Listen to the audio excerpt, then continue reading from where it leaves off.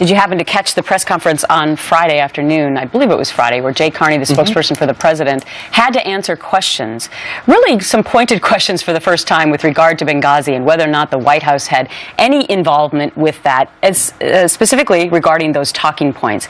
ABC had done a report that came out earlier in the morning that said that those talking points had been edited as much as 12 times. So is the mainstream media now going to be continuing on with this story? It appears that they may be. Here's a snippet from the Sunday shows.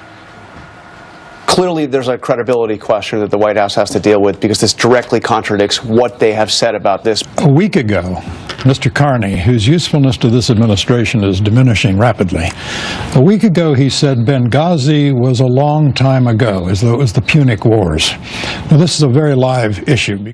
And here's the thing, is Jay Carney being the fall guy here? I mean, we all know that Jay Carney is saying he's a spokesperson for the administration. He is not setting policy. And that is one thing that Tony Snow said when he went to the White House. He said, I'm really not going to take this job unless you can put me in the meetings. Right. I'm wondering, is Jay Carney even in these meetings? Or is he getting handed talking points because this is destroying his career? Because he is contradicted on this issue in particular 4 separate times as he downplayed what the CIA was putting into their report, what they actually came out with, who was to blame for the conclusions that proved to be faulty. Anytime there's a question asked of Jay Carney, and it's something that they're prepared for, if you notice, he reads a card off the top of his lectern right there. He's got things he's supposed to say. He is just the mouthpiece for this administration. It's the job of the White House press corps to go ahead and ask the really tough questions. And it's interesting because people are starting to wake up in the mainstream media, thank goodness.